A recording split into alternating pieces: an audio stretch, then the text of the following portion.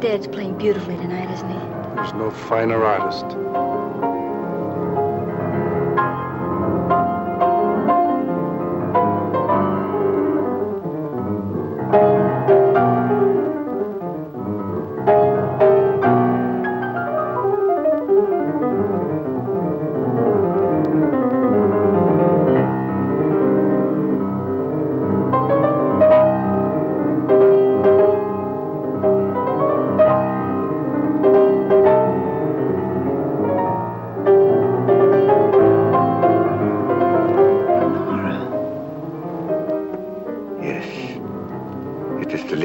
Of her.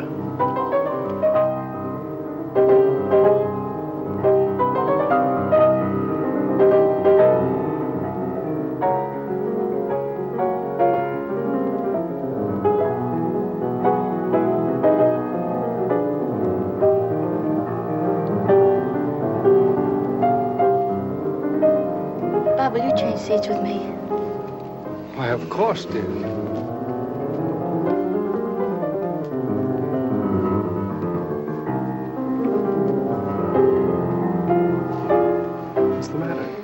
Nothing, but that man in the next box keeps staring at me.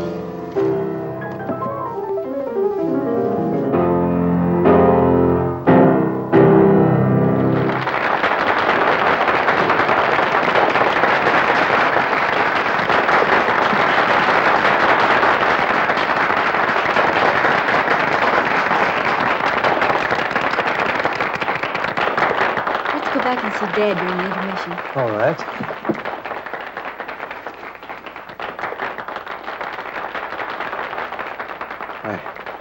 It is like seeing the dead return to life. I must know who she is. That can do no good. The dead have no place among the living. I shall be the judge of that. Really, Mr. Lawrence, for a man your age, you're certainly in the pink. I have to be. Most people don't know it, but giving a piano recital requires the stamina of a marathon runner. Say, Judd, I think you better give my right forearm muscles another going over. Feel a slight cramp in my index finger. Yes, sir. Hello, Dad. Hello, darling. Hi, Bob. How am I doing? Marvelously. I don't believe I've ever heard you in better form. That's because you're home from school, my dear. I was playing for you tonight. Oh, am I glad this engagement ends my concert tour. Now I can relax, wear old clothes, and let my beard grow. Oh, and devote some time to your only daughter. You know, I feel as if I'd been sired by a grand piano. Don't bite the piano that feeds you, my darling. See who that is, Bob. Yeah.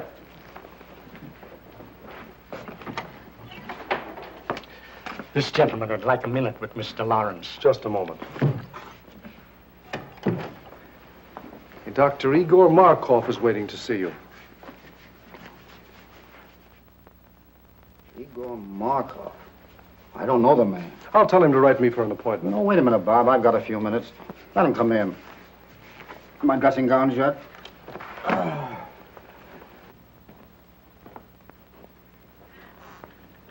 So I have the pleasure of addressing Mr. Anthony Lawrence. That's right, Doctor. What's on your mind? I should like to apologize to this charming young lady for my seeming rudeness. Well, I don't know what you're talking about, but go ahead. This is my daughter, Patricia, Dr. Markoff. Please forgive me, young lady, for staring so rudely at you, but I really could not help it. Seeing you tonight was quite a shock because you are the living image of my wife, Lenore, as she looked at the time we were married. She was taken away from me under very tragic circumstances. I understand. I accept your apology. Thank you.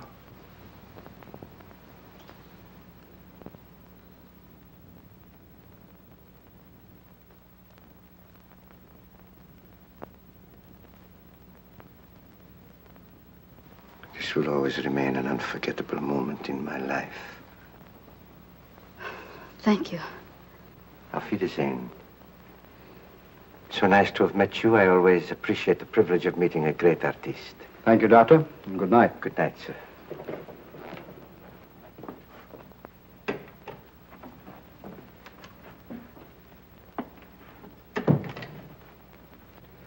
Funny people, these foreigners. Do you suppose Pat really resembles his dear departed, or... Or is right. That cock and bull story was old in Caesar's day. The nerve of the guy. My dear boy, you've got to get used to other men admiring Pat. She's a very beautiful girl. There's a difference between admiring and ogling. Why, the way he stared at me, he gave me the jitters. You'll find him in the next box, fishy stare and all. Oh, no, I won't. We're going to hear the rest of this concert from backstage. Then I'll have to get your wrap. You left it in the box. Oh, please do. I'll wait for you here. Well, Judd, 5 minutes. We better get ready.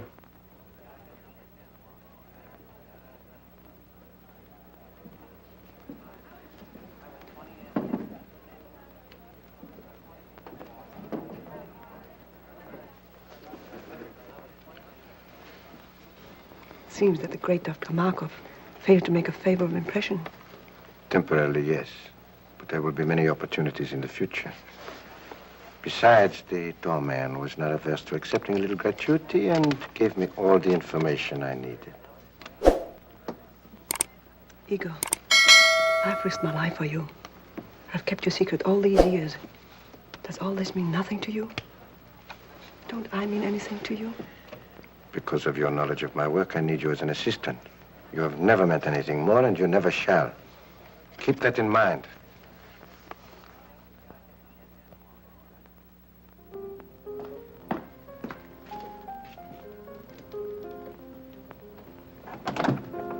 Flowers for Miss Lawrence. Sign, please. Thank you.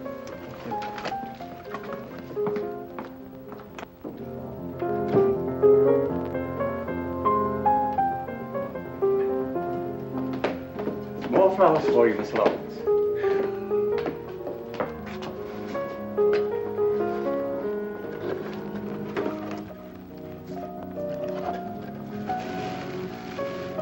Flowers, flowers, flowers. Morning, noon, and night. The man must be crazy. Keeps on, I'll hate the sight of him. Have Williams take those to the children's hospital. Right away, miss.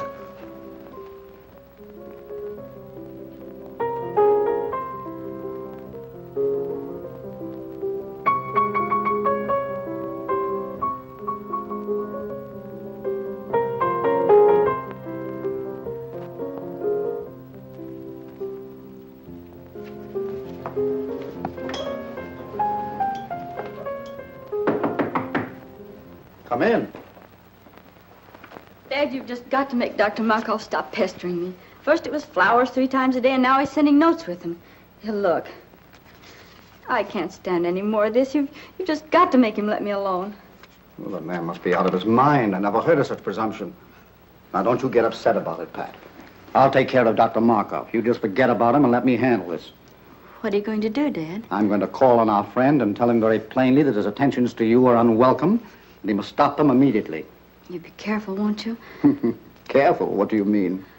Well, you'll probably laugh at me, but when you call on Dr. Markoff, will you take Bob with you? Pat, I can take care of myself. He won't make any trouble. But you said yourself he was out of his mind. Did you notice his eyes that night in your dressing room? They seemed to stare right through me. You've been listening to too many horror radio programs lately. What you need is a good workout on the badminton court. Come on, run along. Fear not, fair lady. I shall beard the reptile in his den.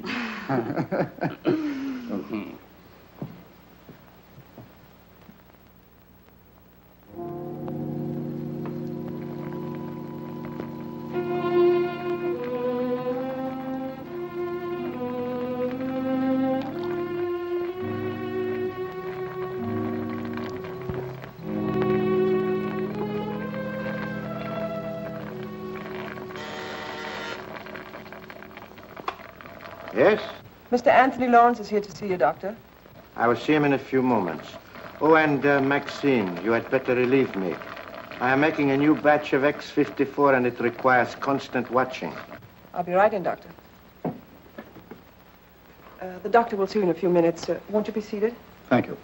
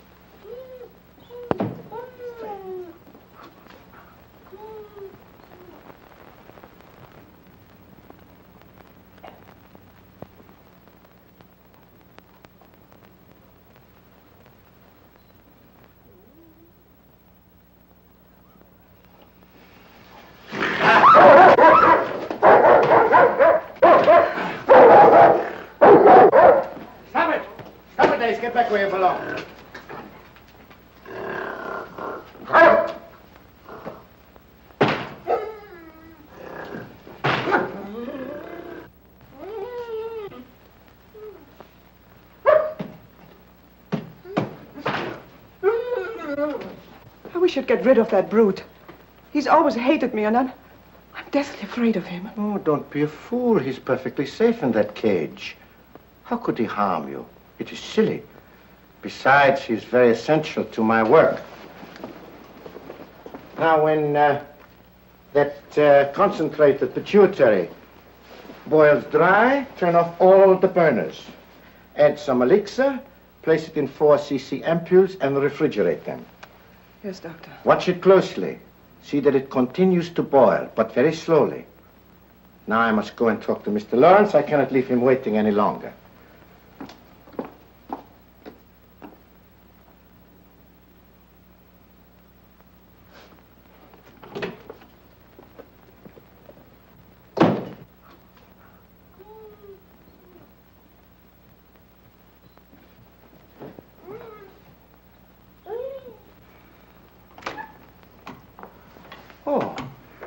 Mr. Lawrence, nice to see you again. This isn't a professional call, Dr. Markoff. I've come here on a purely personal matter. Oh, well, in that case, you'd better come into my private office. Thank you.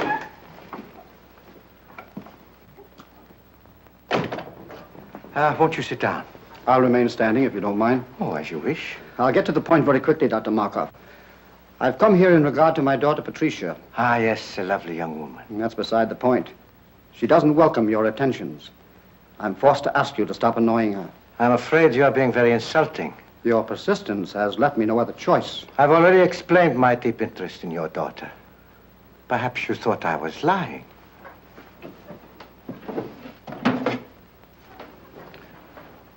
Would you look at this picture?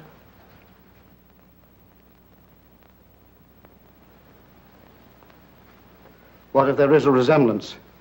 That doesn't give you the privilege of annoying her. But I am going to marry her. Marry? I'm amazed at your conceit. I'm warning you, Dr. Markoff. Unless you stop annoying my daughter, I shall call the police. Stop, not so fast. Let go of me!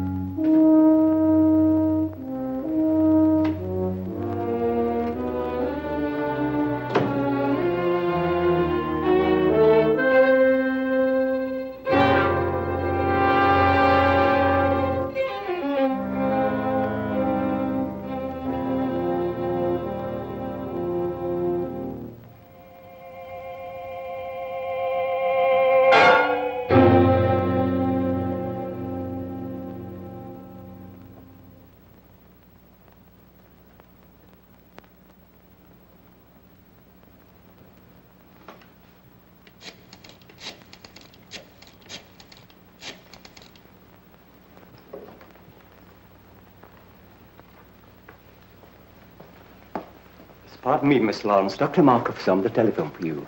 Dr. Markoff? Oh, say I'm not in. But he says it's important. He must talk to you concerning your father. My father?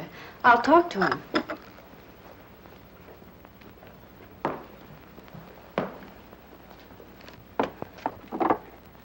Hello? Yes, Miss Lawrence speaking. Oh, Miss Lawrence, your father has had a slight attack of vertigo. Yes, he's here in my office. It was probably brought on by overwrought nerves. I was wondering if you had not better come and get him. Is he very ill? No, not seriously. However, scarcely able to drive his own car. Of course, I could keep him here, or if you wish, I could call an ambulance. Ambulance? Oh, no, I'll be right there. Where is it? 1335 Cliff Drive. Thank you.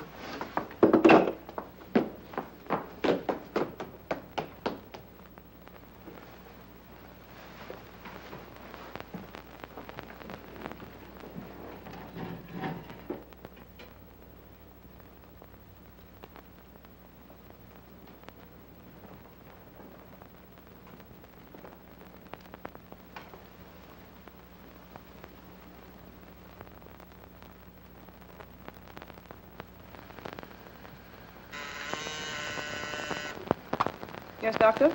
Maxine, turn down all the flames to about half. But Dr. Markoff, the concentrate is nowhere near dry yet. I know, but it must boil very slowly. All right.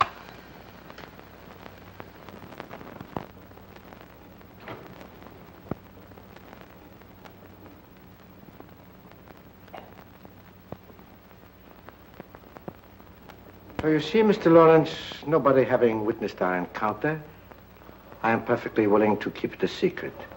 Of course, if you desire to say something about it, I will admit that you threatened me with violence, and I was forced to protect myself. It is simply a case of your word against mine.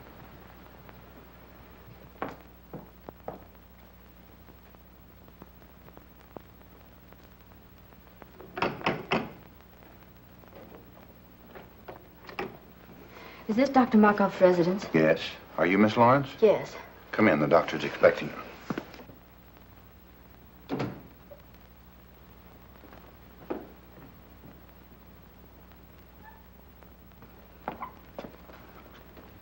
Father, how do you feel? Pat, what are you doing here? Dr. Markoff said you were a little indisposed, so I came to drive you home. Are you feeling better now? Yes, much better. You well enough to start? Yes, of course. Steve, help Mr. Lawrence to his car.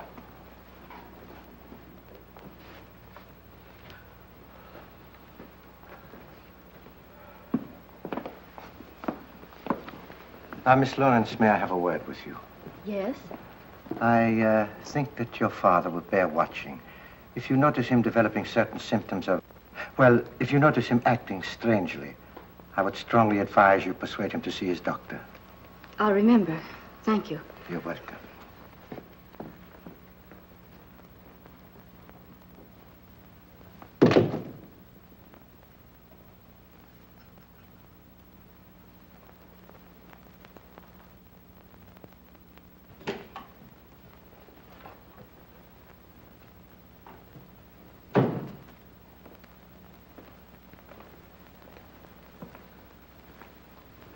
Have you finished?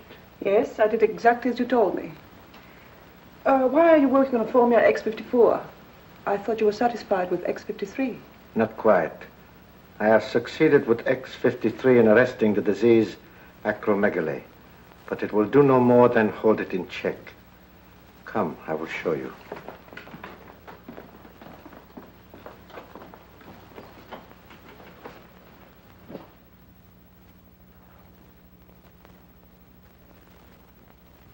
You will recall that after I injected him with the disease, it was allowed to proceed to this stage. Enlargement of the head, the feet, and so forth. But from the moment I gave him an injection of X53, there has been no change in the condition, neither progressive nor retrogressive. I have every reason to hope that this new formula will prove to be a complete cure for the disease. Think what it will mean to have the power to control a dread disease like acromegaly. The only living man to have such power. And why are you the only living man to have such power? You know why. Yes, I do. And you're not even a doctor. You stole the name and laboratory notes from the man you killed. He deserved to die. And his death made it possible for me to escape from Europe as the real Dr. Markoff. And reap the rewards earned by another man with years of work and study. What I took from him was small repayment for what he tried to take from me. The love of Lenore, my wife, the woman I worshipped. But his love cooled as I knew it would when he looked at her beautiful face and saw the ravages of the hideous disease, acromegaly. Did you deliberately inoculate her with that dread disease? I did. I was determined that no other man should try to take her from me. I knew if you were no longer beautiful, no one else would want her. Then I would have her all for myself. But she could not stand the sight of her own face. So she killed herself. This is incredible. Only a madman could do a thing like that. I'm getting out of here. I'm going to police. I will tell them everything. Police, I will tell them what a madman. Stop!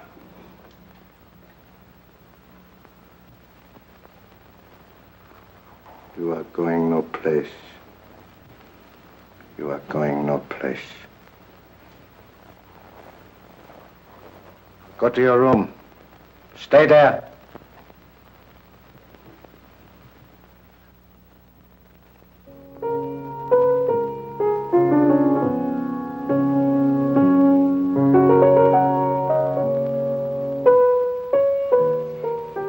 Good to have you back again with us, Bob. Glad to be back once more, Pat. It's no fun being away from you. I do wish you didn't have to spend so much time out of town. If I didn't, your father would probably get himself a new business manager. You know, it's chiefly on his business I'm away so much. I know. Bob, do you think you could book Father for a series of summer concerts? Pat, what are you talking about? If you knew the heavy schedule I booked him for next season, you'd want him to have a good rest. Oh, I do, but he can't seem to rest. I don't know what's gotten into him. He seems to have so much energy. He just can't seem to work it off. Well, let's hope it keeps up. But it can't, Bob. Do you realize that he's up at 6 every morning? That he walks practically all day long? That I can't get him to go to bed at night? Why, sometimes I awaken at 2 or 3 in the morning, and he's still playing his piano. That's not normal in a man of his age.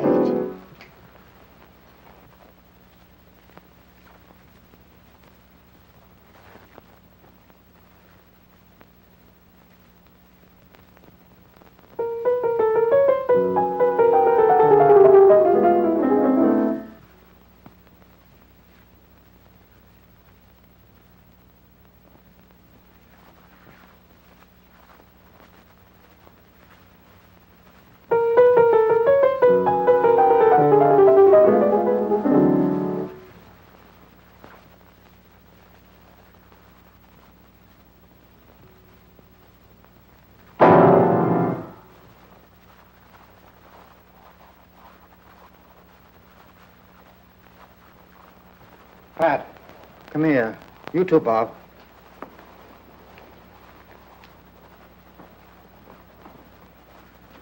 Doesn't it look as if my fingers were thicker? Well, your hands are swollen. Well, the fingers are anyway. Oh, I feel awkward. When did you notice this? The past few days, I felt something coming on.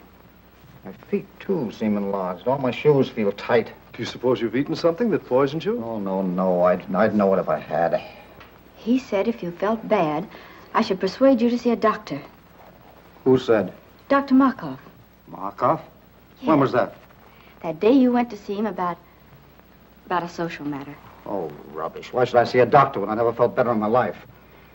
Because I want you to, Father. Promise me you'll see Dr. Adams at once. Let me call him now. Nonsense. There's nothing the matter with me, really. I'll tell you what I'll do. If this condition doesn't clear up by tomorrow, I'll drop in to see Dr. Adams just to put your mind at ease. But you won't go. You'll put it off. Why don't you let me call him now? Because it isn't urgent. Anyway, right now, I feel like going out for a walk. But you've been walking all day. I can't help it. I feel restless and full of energy.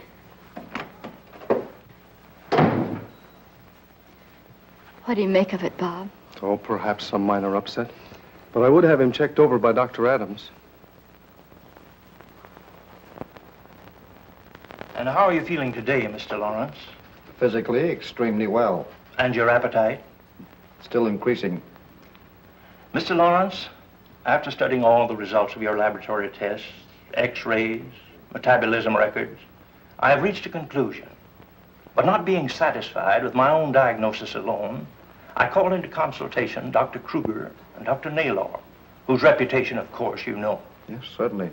And they, without any hint from me, both came to the same conclusion. Acromegaly. Acromegaly? Yes. It's a very rare disease, glandular in origin, activated by a defective pituitary. Doctor, can't you tell me in plain English what's wrong with me and how serious it is? I'm trying to tell you. You have a glandular disorder, a disorder of the pituitary gland. A disease so rare that medical science knows little about it as yet. Is it fatal? Fatal? Well, not necessarily. It's a progressive disease, enlarges the extremities. It's accompanied by an increasing amount of energy to a fabulous and dangerous degree. Is it curable? Mr. Lawrence, there is but one man, to my knowledge, who knows anything important about acromegaly. He's a specialist in glandular disorders, and I understand has devoted a great deal of research to this particular disease. I urgently suggest that you consult this man, who is in a position to do more for you than any person in the profession. Who is it? Dr. Igor Markoff. Dr. Markoff? Yes. Do you know him? Yes. Strange you didn't think to consult him. Well, I've just met him socially. I don't know him socially, but his name ranks among the top names in the profession. His reputation is international. So he is, therefore, the man that you should see, Mr. Lawrence. I'd rather not see Dr. Markoff. Isn't there anybody else I can consult? No. He's the only man I know that can help you. He has not seen fit as yet to give out his findings or his method of treatment to the profession. So, therefore, if you're to be helped, you must go to him. And there's nothing you can do for me, Dr. Adams? Frankly, Lawrence, nothing effective. Well, thank you for your frankness. You will see him? I'll think it over.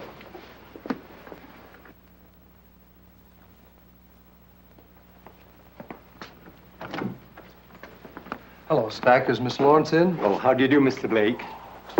I tell Miss Lawrence you're here.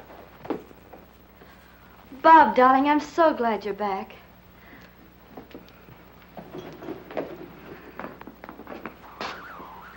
I've only been away 4 weeks. How are you, sweetheart? I'm so worried. About what? About Father. What's he been up to now? Well, that's just it, Bob. I don't know. He's locked himself in his room for weeks. He hasn't allowed anybody in to see him. Stack takes his meals into him, but he has to leave the tray in the music room.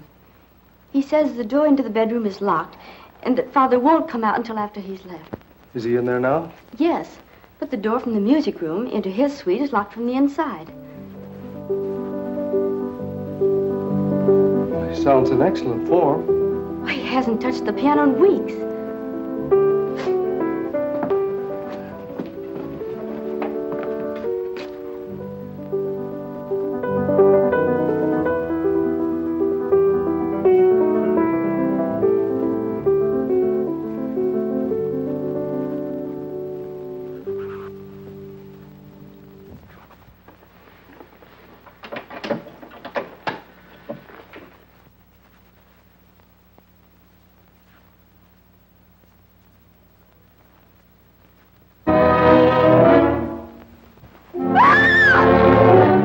Here, Blake. Take her out of here, quick!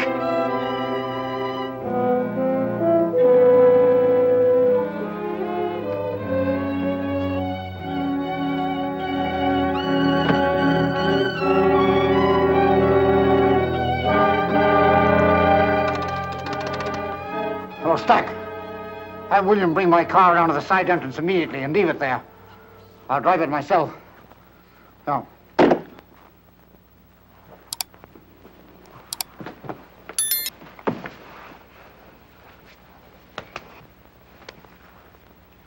Darling. Easy, darling. You fainted. Bob, did you see what I saw? What are you talking about? Did you see his face? His head? It was so large. It's your imagination, darling. The lights in there were strange, that's all. No, Bob, no.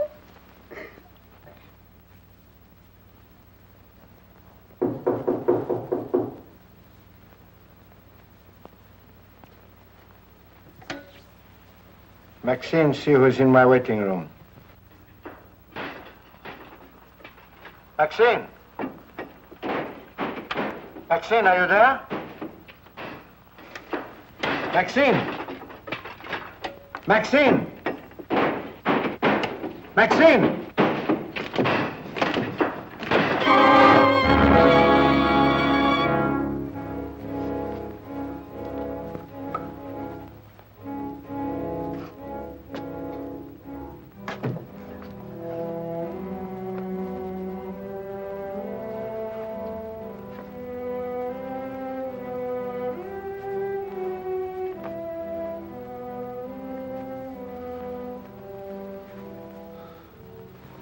Lawrence. Yes, Markoff. Weren't you expecting me? You knew I'd have to come to you sooner or later. To you, the one man with experience concerning the hideous disease of acromegaly. Oh, you had it cunningly worked out, Markoff. So that I would be forced to come to you alone for help. Then you would be in a position to dictate your own terms in exchange for that help. Terms which no doubt would involve my daughter, Patricia. Oh, you were clever, Markoff. Exceedingly clever.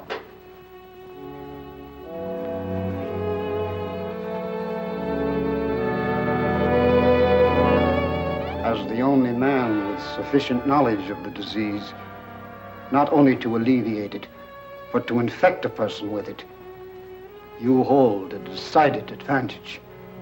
So you see, Markoff, I know you infected me with something that caused acromegaly. But how you made the disease develop so rapidly, when science has proven that it takes years to reach this stage, I do not know. But you did. And now, Markoff, I've come to you as you knew I must, to make terms. Yes, I've come to make terms. No, Lawrence, you overestimate my control of the disease. I've made an extensive study of it. Yes, that is true. But after all, I am only an apprentice. Yes, the devil's apprentice. Markoff, you have set yourself up as a Frankenstein and created a monster. I am that monster. But if you remember, the monster destroyed the man who created him. That is what I'm going to do to you, Markoff. Destroy you! Good work, Steve. Put him on that chair while I prepare an anesthetic. Darling, I wish you wouldn't disturb him again this evening. But I must put my mind at rest. Can't you take my word for it, Pat? I'm sorry, Bob. In this case, I can't. It's locked. You see, he doesn't want to be disturbed. But I must see him. Oh, not tonight, Pat, please. In the morning, perhaps. I'll tell you what. I've got to see him in the morning on some business. And as soon as I've finished, I'll send for you. How's that? Well, make it early. I can't have this hanging over my head. I know, dear, and I'll make it just as early as I can. Now, how about getting some rest for yourself? You look exhausted. Oh, I suppose I do, but I can't help it. You look lovely to me, dear. But you do need rest.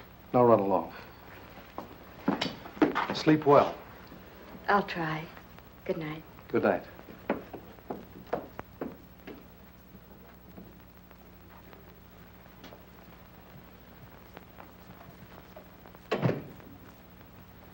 Oh, Stack. Stack, have you got a key to the music room? Why, no, sir. Why? Well, it's locked, and I wanted to see Mr. Lawrence. I'm sorry, sir, but he's gone out. Out? Oh, yes, sir. About a half an hour ago. He had his car brought around and then dismissed William. Where did he go, do you know? Not the slightest idea, sir. I didn't see him, but William said he was all muffled up. Oh. Stack, I wish you'd ring me at home when he comes in. Very good, sir. And shall I wait up for him, sir? Well, no. If he comes in soon, you might ring me. Otherwise, go to bed. I'll see him in the morning. Very good, sir. Good night, Stack. Good night, Mr. Blake.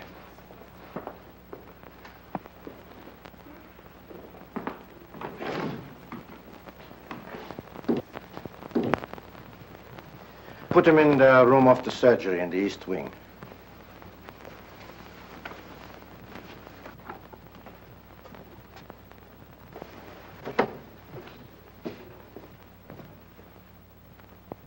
How could you be so inhuman as to infect him with that disease in order to bargain for his daughter?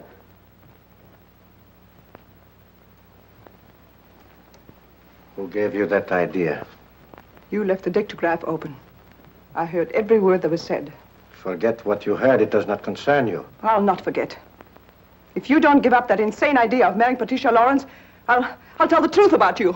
You would not dare. Oh, yes, I would. Does this mean that I have completely lost your loyalty? You speak of loyalty. You don't even know the meaning of the word. You seem to forget all the things I've done for you. I've even risked my life for you, hoping that you might realize how much I love you, that someday you might return that love. But no. All I meant for you was just someone to help you attain your own selfish aims. I'm tired of it. I can't stand it any longer. Do you hear me? I can't stand it. I'll never let you marry that girl. Never, never, never, never!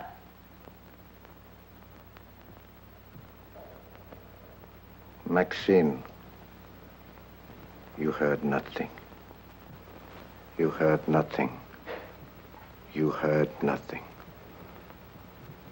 Now go to your work.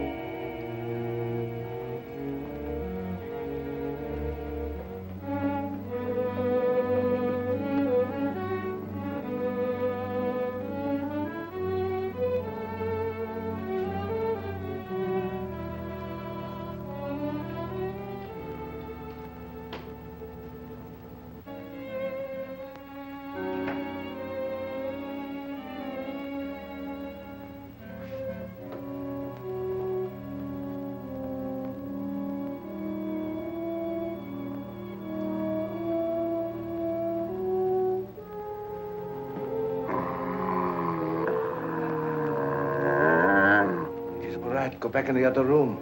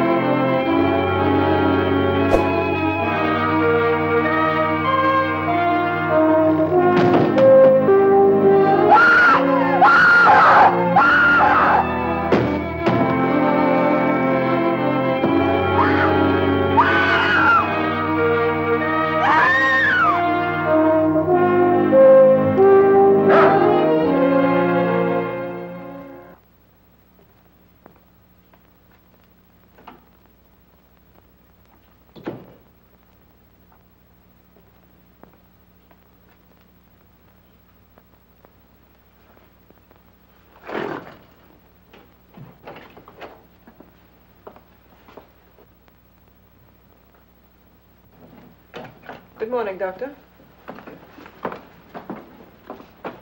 The gorilla's cage was left unlocked last night. No, really? Why, he could have killed somebody. Yes, he could have killed me if Ace hadn't heard me scream and driven him back again to the cage. Oh, well, you are very fortunate. Very. And so am I. I could have lost a valuable assistant. How do you suppose the cage was left unlocked? Oh, I suppose the attendant was careless. I shall discharge him immediately.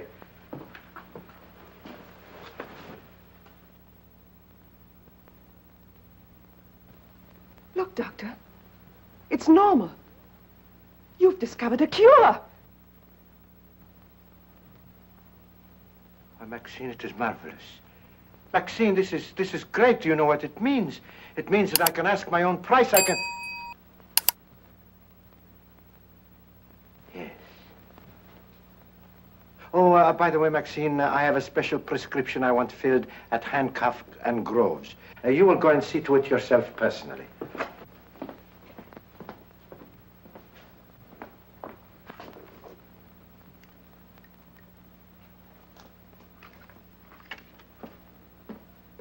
Couldn't it be ordered over the phone? If I wanted it that way, I would have said so. Very well.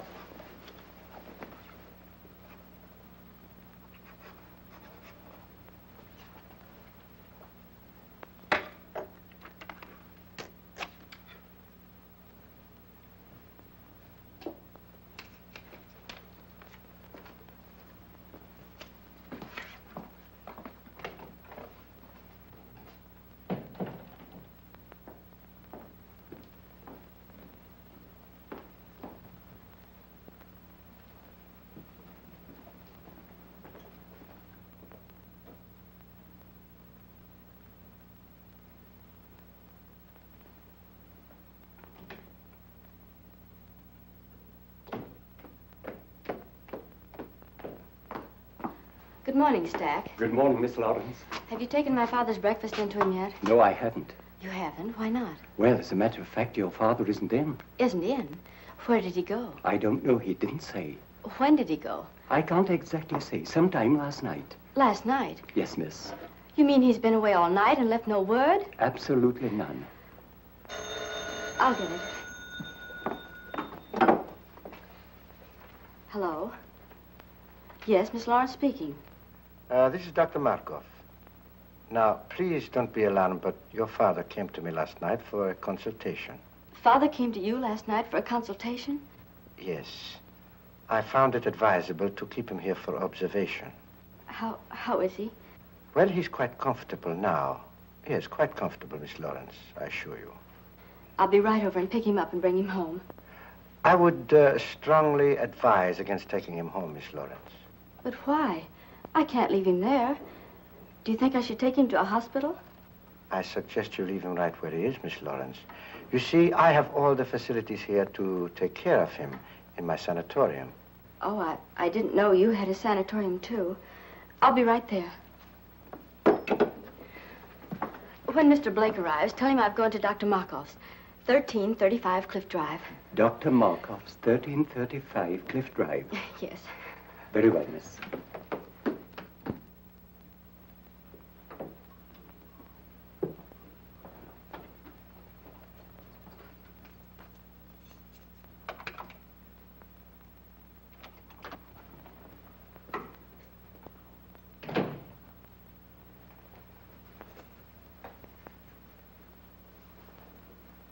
Lawrence, I want you to try hard to understand what I'm saying. Try hard. Uh-huh. This is Dr. Markoff. I can save you, Lawrence. I can cure you. Do you hear me? Yes, I can hear you. Good. Remember that I am the only one that can cure you, and I will cure you on one condition. A very simple condition, Lawrence. Your daughter is on her way over here now. No! I want you to persuade her to be very agreeable to me. No! You can convince her that it is you she is coming to see. You can tell her that I am helping you. No! That is a very little thing to ask for your cure. No! Very well. We shall see about that.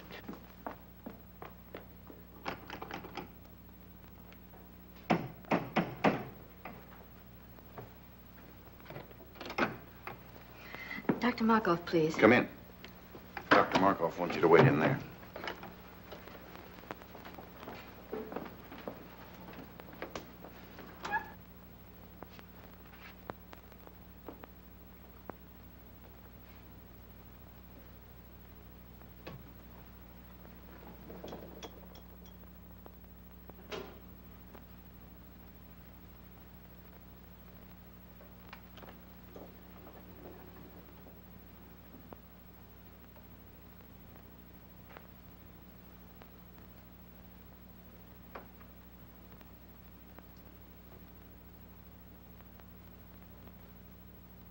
How long ago did she leave for Dr. Markoff's stack? About a half an hour ago, I should say, sir. I'll have to step on it. 1335 Cliff Drive, you said? That's correct, sir.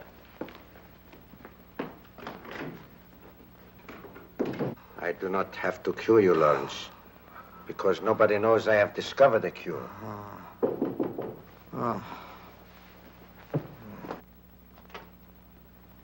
Miss Lawrence is here.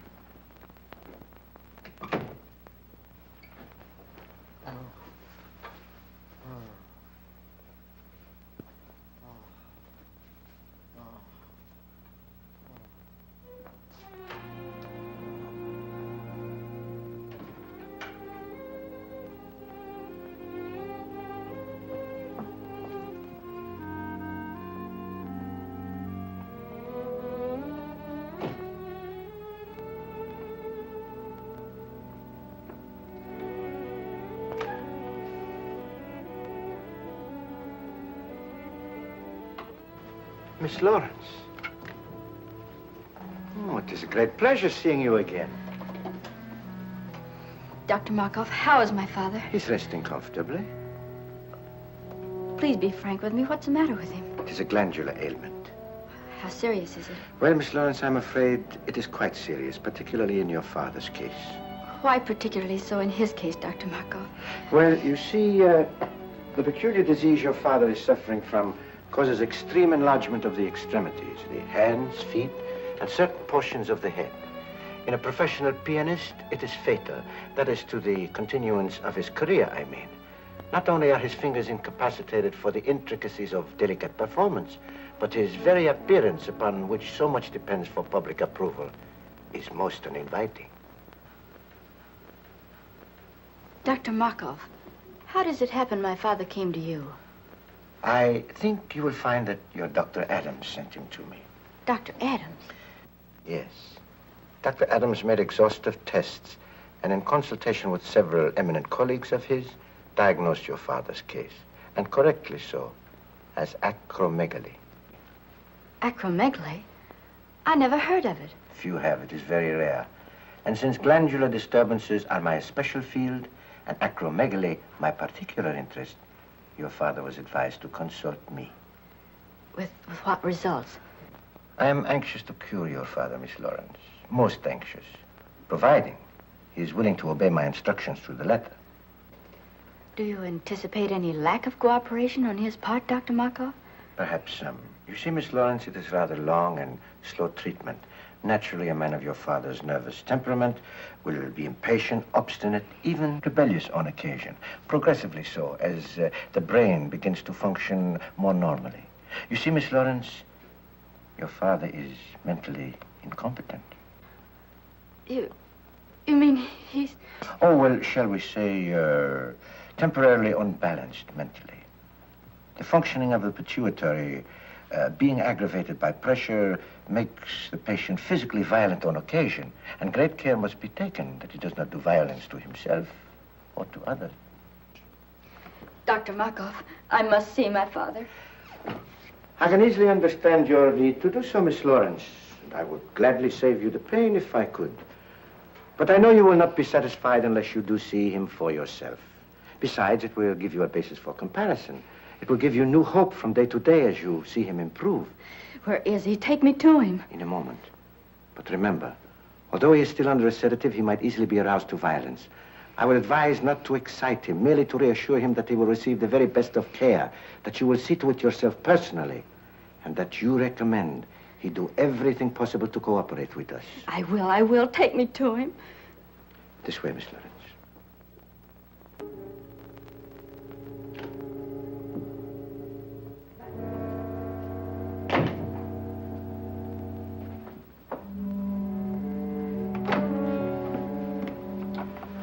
You know what to do.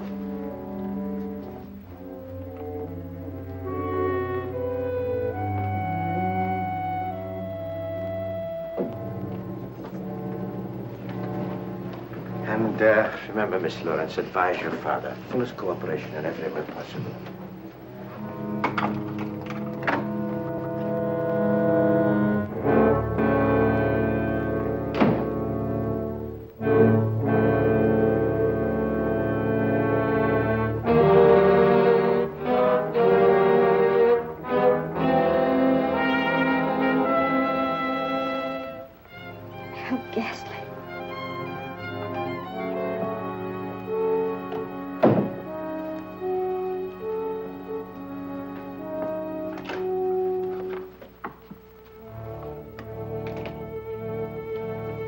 Can't go in there, Maxine. Why not? Dr. Markoff said so. What are you trying to...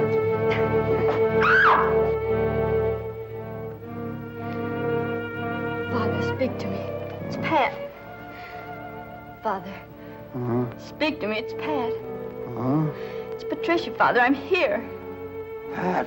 You're going to be all right. Dr. Markoff says so. Markoff. Yes. He's going to cure you, he and I. Markoff. Markoff.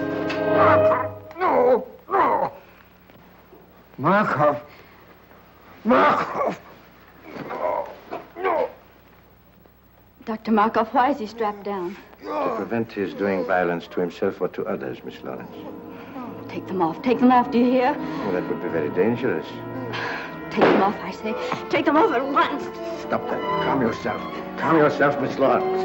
I don't care what you say. You can't treat him like a wild animal. It is a necessary precaution, Miss Lawrence. If he were to become violent, he would be extremely dangerous. I don't care what you say. You can't treat him like a wild animal. His recovery depends solely on you. What do you mean? I will cure your father when you decide to become my wife. Let go of me. I'll never marry you. Never is a long time. Some people do change their minds.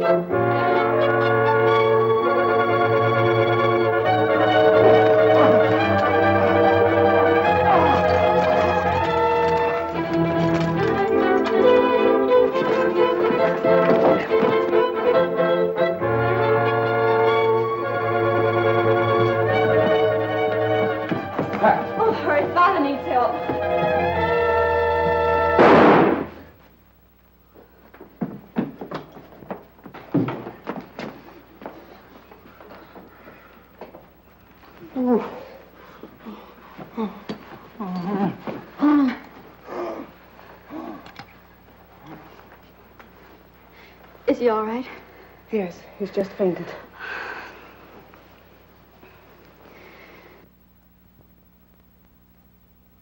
Dr. Markoff was the only man who could cure Dad. With him dead, there's not much hope left. Oh, yes, there is, Miss Lawrence. I'm familiar with the serum Dr. Markoff has perfected for the cure. He has been using it to bargain with your father for you. He'll be all right. It might take a little while, but he'll be all right. Thank you.